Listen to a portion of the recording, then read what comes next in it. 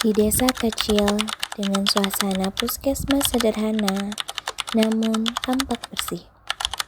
Dokter Anissa yang kini berusia 25 tahun mengenakan jas dokter putih sedang memeriksa data pasien di mejanya. Sedangkan Ratna berusia 22 tahun mengenakan kaos KKN masuk sambil membawa map yang berisi laporan. Permisi dok. Ya, Ratna, masuk. Bagaimana sebenarnya? Mengkhawatirkan dok. Dari 30 rumah yang saya kunjungi di RT 3, 8 keluarga punya anggota yang demam tinggi. Gejalanya mirip, demam naik turun, bintik merah, dan lemas. Demam berdarah. Sudah 3 minggu ini kasusnya terus bertambah. Berapa yang bersedia dibawa ke sini? Itu masalahnya dok. Kebanyakan bilang sudah berobat ke Mbak Darmo, katanya lebih manjur dan mujarab. Badarmo lagi. Ini sudah pasien yang ketiga meninggal minggu ini karena telat ditangani, Ratna. Mereka baru datang ke sini setelah kondisinya kritis. Saya sudah coba jelaskan dok, tapi mereka bilang nenek moyang kita dulu juga sembuh karena cara tradisional. Masalahnya demam berdarah ini butuh penanganan medis seperti mengeluarkan trombosit, cairan infusan. Jampi-jampi seperti itu tidak bisa menaikkan trombosit yang sudah anjlok. Apa yang harus kita lakukan ya dok? Sama warga, tapi tidak perlu menghakimi mereka. Yang penting kita cari tahu dulu kenapa warga bisa lebih percaya sama badan.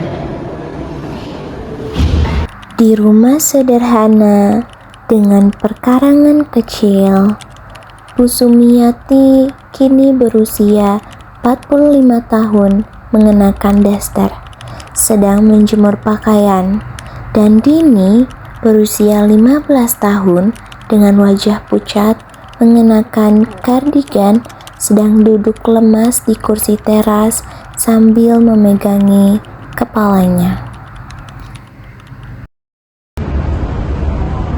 Masih pusing, Nak? Iya nih Bu, badan pada sakit semua. Terus juga panas dingin. Udah 3 hari panasnya begini terus. Kayaknya aku mau ke dokter aja deh Bu. Soalnya kemarin temen aku sakit kayak gini juga. Kata dokter itu demam berdarah. Udah, kita nggak usah ke dokter. Nanti sore kita ke Mbak Darmo aja. Kemarin juga tetangga sebelah tuh, Pak Arman, demamnya tinggi juga. Setelah ke Mbak Darmo, besoknya langsung sembuh. Tapi Bu, kata guru biologi, demam berdarah itu dari virus. Udah, dengerin kata ibu, nggak usah ke dokter. Kalau kita ke dokter, ke puskesmas nih, kita bayar, belum obatnya. Kalau ke Mbak Darmo, kita cuman bayar seikhlasnya. Ya deh Bu. Udah, sekarang kamu istirahat aja. Nanti sore kita ke Mbak Darmo. Oke? Ya udah aku masuk kamar dulu. Ya, sana. Dengan ruangan yang penuh remang-remang, dengan lilin dan kemenyan, Mbah Darmo berusia 60 tahun mengenakan pakaian serba hitam, kalung-kalung jimat, sedang duduk bersila di depan meja kecil berisi sesaji. Bu Sumiati membimbing Dini yang lemas masuk untuk ke dalam ruangan. Mbak Darmo, yuk masuk. Silakan duduk.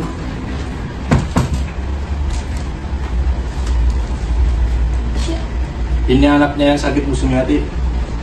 Iya, ini anak saya Dini. Udah 3 hari, demamnya gak turun-turun. Makan gak mau, badannya sampai lemas. Baiklah. Saya merasakan ada angin jahat yang masuk dalam tubuhnya. Mungkin tidak ada yang suka dia pintar di sekolahan. Astaga, anak saya kan guna-guna. Belum tentu. Bisa juga melewati jalan yang tidak baik. Yang jelas, angin ini harus kita keluarkan. Tapi Mbah, kata guru saya, Kamu jangan nyerang Darmo ngomong. Tidak apa-apa. Anak zaman sekarang memang kita menyampaikan. Tetapi ilmu pengetahuan tidak bisa menjelaskan semua hal. Ada hal-hal yang hanya seorang Mbah Darmo yang bisa melihatnya. Bismillah. Wahai angin jahat yang berada di tubuhnya, keluarlah, pergilah ke tempat asalmu lagi.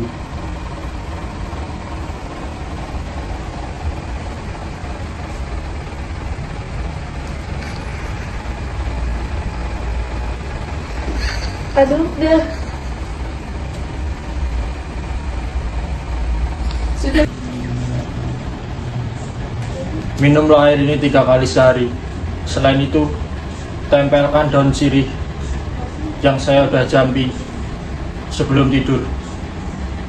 itu air apa? Udah diem. Makasih ya Mbah. Apa pegang? Insya Allah 3 hari sudah sembuh. Apabila belum sembuh, bawa lagi ke sini. Baik Mbah, baik Mbah. Ini ada dari kami seikhlasnya ya Mbah. Baik. Terima kasih Mbah. Ayo, ayo Sama-sama, pulang tuh. terima kasih. Iya, mari Mbah Darmo. Pagi hari di kamar Dini. Dini terbaring di kasur. Wajahnya semakin pucat. Ada bintik-bintik merah di lengannya. Bu Sumiati duduk di sampingnya, tampak cemas. Ratna pun datang menghampiri rumah Bu Sumiati dan mengetuk pintunya.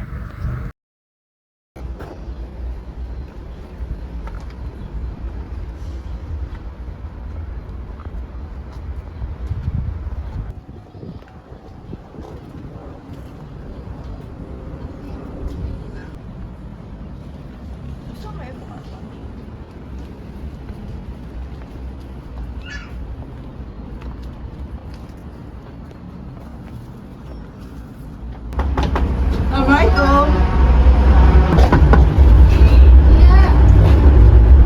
Ada apa ya? Pagi Bu.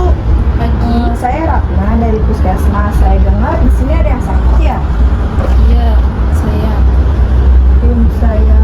Boleh saya lihat kondisinya Bu? Kebetulan saya sedang survei. Yaudah deh. Ayo, masuk. Misi ya Bu. Iya, anak saya di Tama, lagi sakit. Ini anak saya Dini. Silakan duduk aja Mbak. Dek, boleh saya lihat tangannya?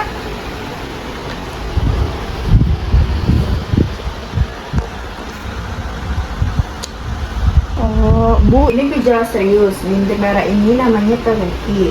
Tanda trombosit rendah. Anak Ibu perlu pemeriksaan segera. Gak usah Mbak, kemarin saya udah dari Mbak Darmo.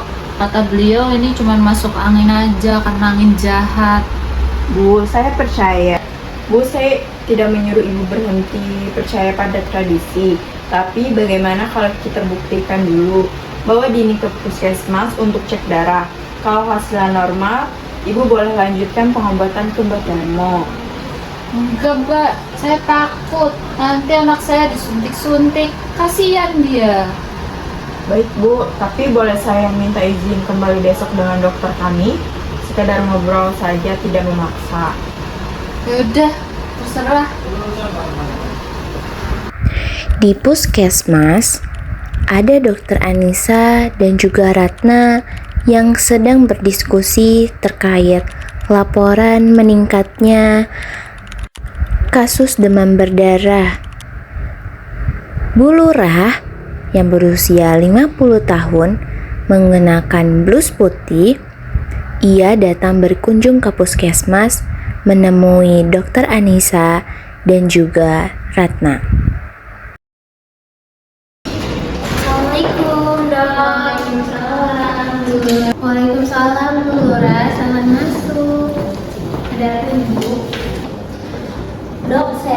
dari Ratna ada kasus demam berdarah yang sangat mengkhawatirkan. Betul Bu, anak ibu Sumi kondisinya parah, tapi ibunya menolak dibawa ke sini.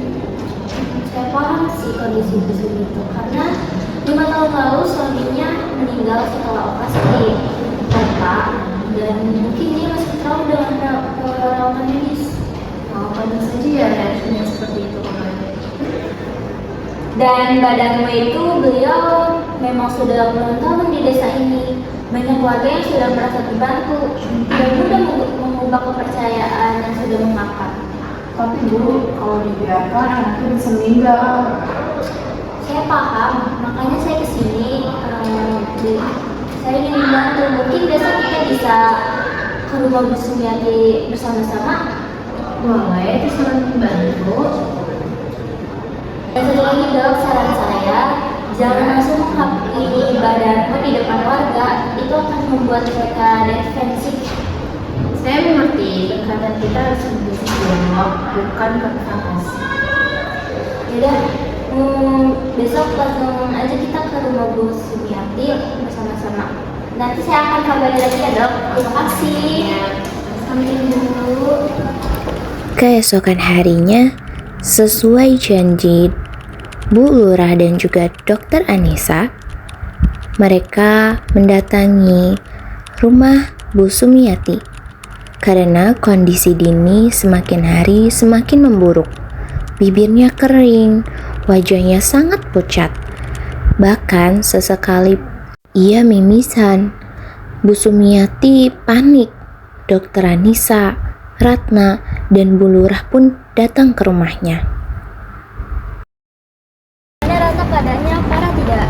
Parah Bu, kemarin saya udah cek kondisinya ini. Udah kritis banget. Ya Allah. Ya udah, sekarang kita cek aja yuk. Kita mau temukan parah lagi. Assalamualaikum Bu Sumiati. Masuk aja nih. Assalamualaikum.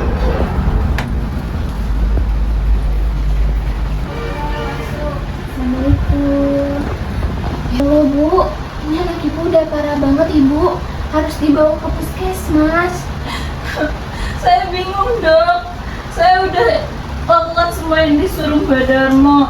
Airnya udah diminum, daun sirinya udah ditempel, tapi kenapa makin parah?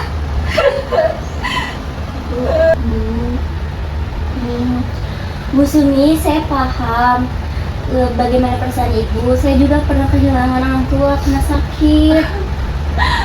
Bu Lurah, saya ini trauma sama ayahnya Dini yang meninggal karena di rumah sakit. Saya trauma, saya juga nggak mau Dini juga. Justru itu Bu Sumi, kita harus bertindak apa yang kita tahu. Kita jangan sampai menyesal. Bu, saya tidak menyuruh ibu untuk berhenti percaya dengan doa dan juga tradisi. Doa itu memang penting Bu, tapi Allah juga memberikan kita akal untuk mencari pengobatan yang lebih tepat. Bukankah dalam Islam juga berobat itu dianjurkan?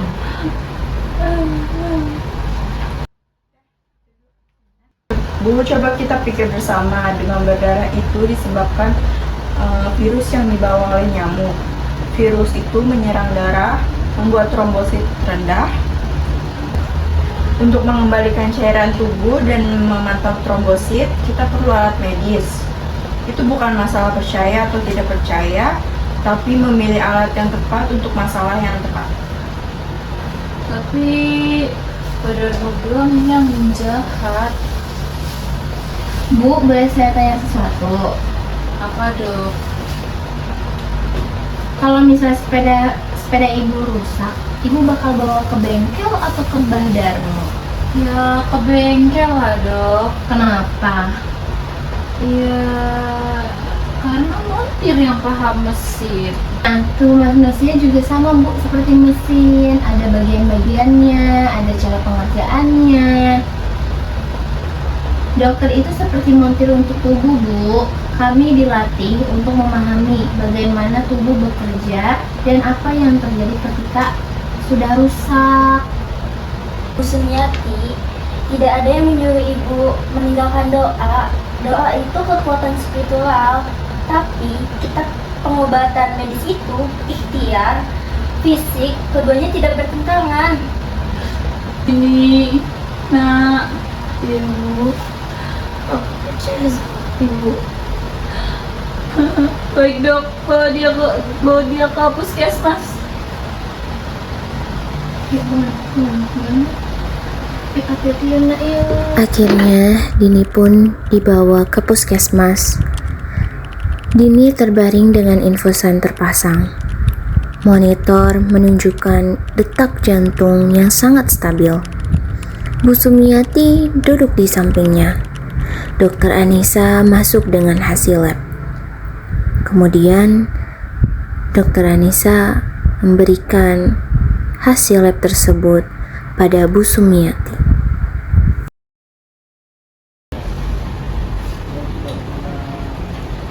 Ini ya, Bu Sumi. Nih Bu Sumi, ini hasil pemeriksaan darahnya Dini. Gimana dok? Jadi trombositnya itu sempat turun drastis Bu, sampai 50.000. Normalnya itu 150.000 sampai 400.000 Bu. Ini sangat berbahaya. Untungnya kita cepat-cepat bawa ke sini loh Bu. Ya Allah, ini beneran. Iya. Jadi Dini itu demam berdarah. Bu, tapi sekarang setelah mendapat cairan infusan dan juga perawatan intensif, trombositnya sudah mulai naik. Tadi sudah sampai 70.000 nih Bu. Kalau terus membaik, beberapa hari lagi Dini udah bisa kembali pulang. Terima kasih ya dok. Terima kasih banyak. Saya hampir kehilangan anak saya Dini karena kebodohan saya. Bu, Ibu bukan bodoh. Ibu hanya tidak mendapatkan informasi yang lebih cukup.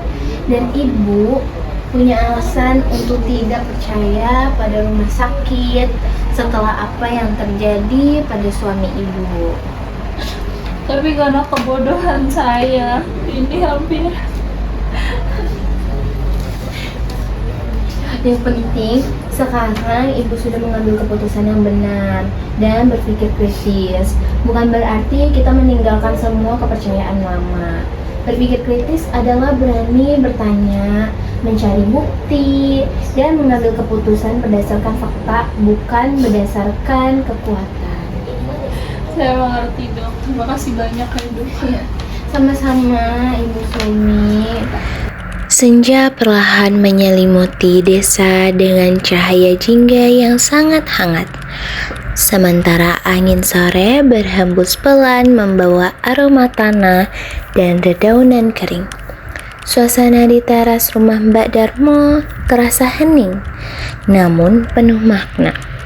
Seolah menjadi saksi pertemuan antara tradisi dan ilmu modern yang selama ini berjalan di jalannya masing-masing. Di tempat sederhana itu, harapan baru mulai tumbuh, bahwa perbedaan bukan untuk dipertentangkan, melainkan dipersatukan demi kebaikan bersama. Dokter Anissa dan juga Bu Lurah mendatangi rumah Mbah Darno. Assalamualaikum Mbak. Waalaikumsalam. Silakan duduk. Mbak, kami datang ke sini untuk bicara baik-baik. Saya sudah dengar. Ternyata anak Bu Sumiati sakit demam berdarah. Mbak, saya datang ke sini bukan untuk menyalahkan Mbak. Saya sudah tua, Dok. Ilmu yang saya punya adalah dari nenek moyang saya. Saya tidak tahu tentang virus ataupun trombosit. Justru itu Mbak, saya datang ke sini untuk mengajak kerjasama dengan Mbak. Kerjasama bagaimana, Dok? Warga desa sangat menghormati Mbak. Kalau Mbak berkenan, Mbak bisa bantu kami untuk mengedukasi warga. Ketika ada yang datang, gejala yang berbahaya, demam tinggi, berkepanjangan, sesak napas, tidak sadar, Mbak bisa menyarankan mereka untuk cek ke puskesmas terlebih dahulu. doa dan ritual, bah, tetap bisa dilakukan untuk kekuatan spiritual, tapi pemeriksaan medis untuk memastikan kondisi fisiknya. Saya tidak bermaksud buruk. Saya hanya ingin membantu dengan apa yang saya hanya tahu. Saya tahu, Mbak, dan niat baik itu penting. Tapi niat baik saja tidak cukup jika kita tidak tahu keterbatasan kita. Saya pun sebagai dokter punya keterbatasan. Saya tidak bisa menyembuhkan semua penyakit, tapi setidaknya saya tahu kapan saya harus merujuk pasien ke dokter spesialis. Baik, Dok. Saya akan mencoba hal tersebut. Apabila ada pasien mengeluhkan dengan gejala tersebut, saya akan menyarankan terlebih dahulu untuk dibawa ke puskesmas terlebih dahulu. Terima kasih, bah. Ini untuk kebaikan warga kami semua. Seminggu kemudian di balai desa pada siang hari, acara penyuluhan kesehatan berlangsung di balai desa dengan suasana hangat dan penuh antusias. Warga desa berkumpul, duduk rapi sambil memperhatikan setiap penjelasan yang akan disampaikan. Dr. Anissa berdiri di depan dengan papan presentasi sederhana. Didampingi Ratna yang sigap membantu menyiapkan perlengkapannya. Dan di sampingnya pun ada Bu Lurah berdiri tegap di samping Dr. Anissa dengan wajah penuh perhatian. Sementara Bu Sumiati dan Dini yang kini telah sembuh hadir dengan rasa syukurnya. Di sisi lain ada Mbah Darmo duduk tenang di barisan paling depan di antara warga-warga lain, menjadi simbol bahwa tradisi dan ilmu pengetahuan kini dapat berjalan berdampingan demi kebaikan warga desa bersama. Assalamualaikum warahmatullahi wabarakatuh. Terima kasih warga yang sudah hadir hari ini. Dan hari ini kita akan belajar mengenai demam berdarah dan cara mengatasinya. Saya persilakan Dr. Anissa. Baik, terima kasih Bu Lura. Baik, Bapak Ibu sekalian, minggu lalu kita kehilangan anak yang berbakat, yaitu Dini, putri dari Ibu Sumiati. Karena Dini itu sakit demam berdarah dan telat untuk ditangani. Saya tidak ingin menyalahkan siapapun. Hari ini saya ingin kita belajar bersama-sama untuk berpikir kritis.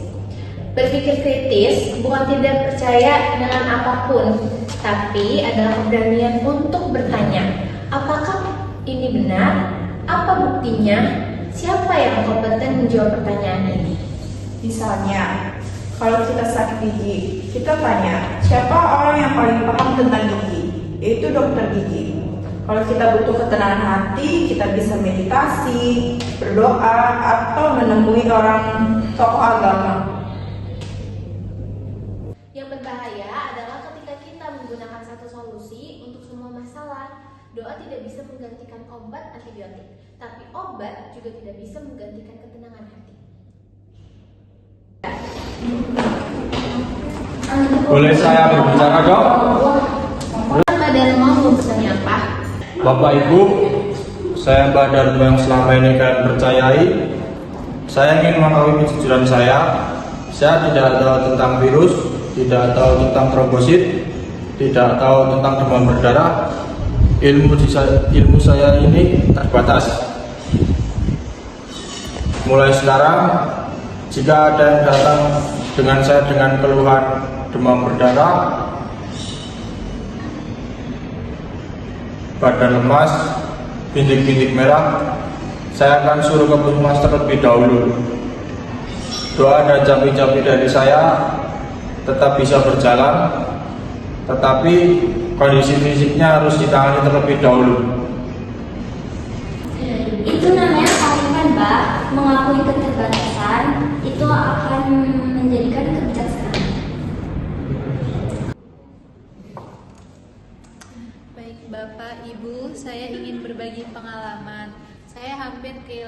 saya dini karena saya terlalu takut dan terlalu banyak berpikir.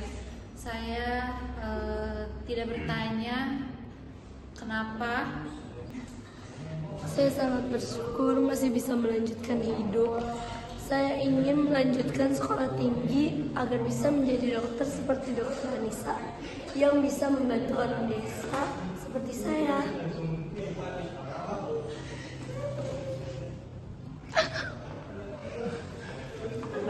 Terima kasih Bu Supi dan juga Dini, baik Bapak Ibu sekalian. Mari kita bangun budaya berpikir kritis ini di desa kita. Bertanyalah sebelum percaya, cari bukti sebelum bertindak, dan jangan malu untuk mengubah pendapat kalau ada informasi yang lebih benar. Pikir kritis bukan berarti menolak tradisi, tetapi berani bertanya dan mencari kebenaran berdasarkan fakta. Setiap masalah membutuhkan solusi yang tepat, sehingga kita perlu bijak dalam menentukan cara terbaik untuk menyelesaikannya. Mengakui keterbatasan diri adalah bentuk kebijaksanaan, karena dari situlah kita dapat terus belajar dan berkembang. Perbedaan pandangan juga lebih baik diselesaikan melalui dialog daripada konfrontasi. Pada akhirnya, tradisi dan sains dapat berjalan berdampingan jika kita memahami perannya masing-masing demi kebaikan bersama.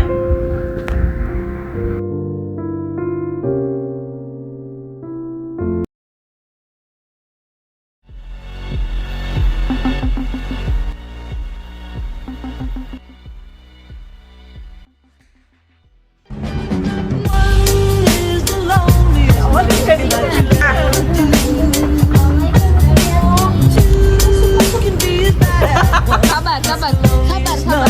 Dari situ.